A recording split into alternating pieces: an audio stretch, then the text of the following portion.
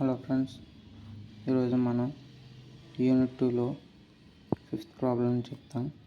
Job sequence with dead lines.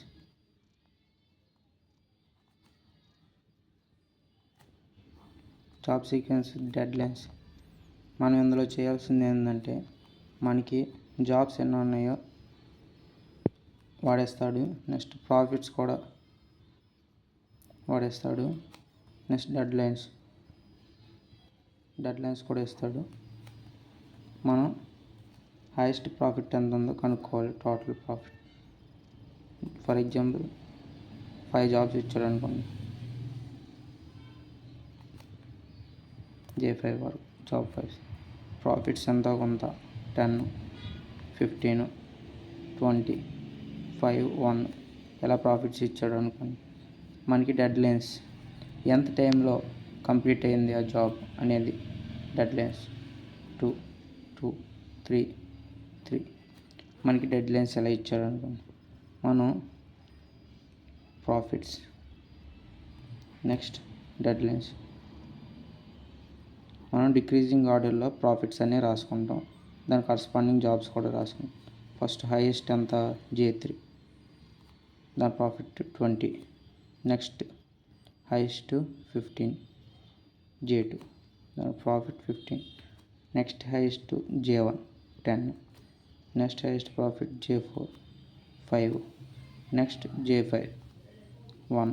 దాని corresponding dead lines ఏమున్నాయో అవి రాసుకుంటాం. 3, 3 మనం ఇలా టేబుల్ గీసుకుంటే సరిపోద్ది. నీట్గా రాసుకుంటే సార్లకు కూడా గుడ్ ఇంప్రెషన్ వచ్చిద్ది. మనం రాసేది కూడా అర్థమైద్ది ఎవరికైనా. పేపర్ ప్రజెంటేషన్ చాలా ఇంపార్టెంట్. ఇందులో మనం చేసే ఆన్సర్ కూడా చాలా ఇంపార్టెంట్. మనం 1-2 సార్లు చెక్ చేసుకోవాలి. ప్రాబ్లం చేస్తున్నప్పుడు ఏదైనా చిన్న తప్పు వచ్చినా కానీ మనకు హోల్ ప్రాబ్లం పోయిద్ది అనమాట. అందుకోసం మనకి హైయెస్ట్ డెడ్ లైన్ ఇక్కడ ఎంత ఇచ్చాడు 3. సో మనం 3 స్లాట్స్ తీసుకుంటాం. Slot 1, slot 2. ఇక్కడ ఒకవేళ 10 ఇచ్చాడు అనుకో, వీటిలో ఏవైనా డెడ్ లైన్స్ 10 ఉందనుకో, మనకు హైయెస్ట్ స్లాట్స్ అన్నీ 10 వస్తాయి. అప్పుడు అలా చూసుకోవాలి. సో మన ఫస్ట్ జాబ్ ఏంది J3. అది ఎన్ని అవర్స్లోనో కంప్లీట్ అవుతుంది 2. J2 2 అవర్స్లో కంప్లీట్ అయిపోతుంది స్లాట్. అందుకే J2 ఎందులో వేసుకున్నాం స్లాట్ 2లో. నెక్స్ట్ హైయెస్ట్ ఏముంది 15 J2. మనకి హైయెస్ట్ స్లాట్ 15 ఉంది కాబట్టి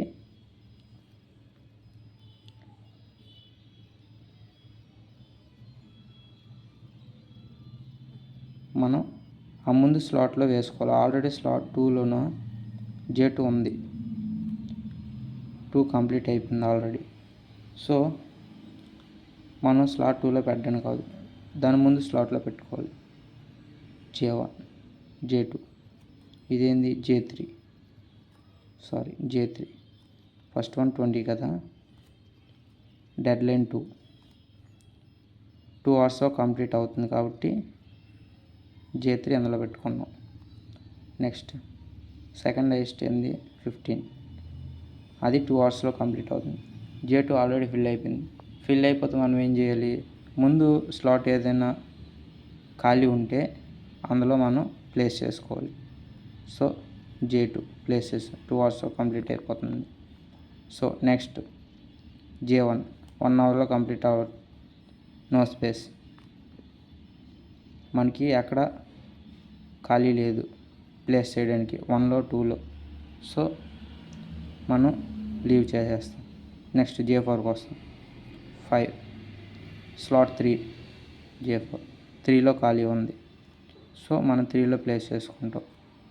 నెక్స్ట్ హైయెస్ట్ మనం ఎలా చూసుకోవాలంటే ఇది 2 ఉంది. 2 అవర్స్లో కంప్లీట్ అవుతుంది కదా.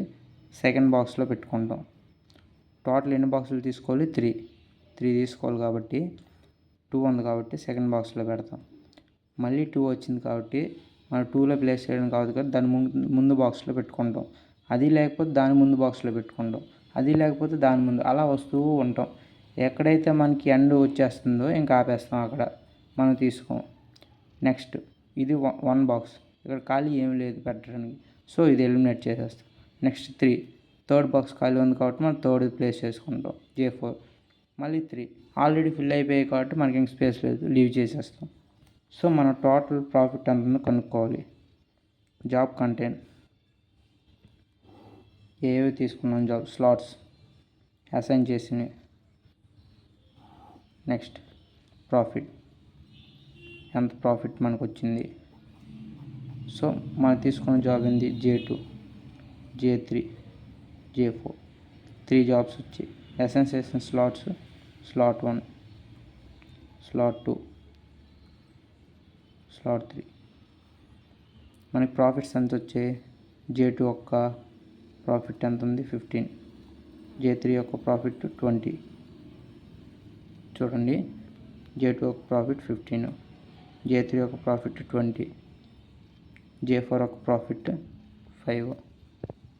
సో టోటల్ మనకు ప్రాఫిట్ 15 + 5 20 + 20 40. టోటల్ ప్రాఫిట్ మనకు 20 ఇచ్చింది. ఇది ఫైనల్ ఆన్సర్ మాకు కావాల్సింది.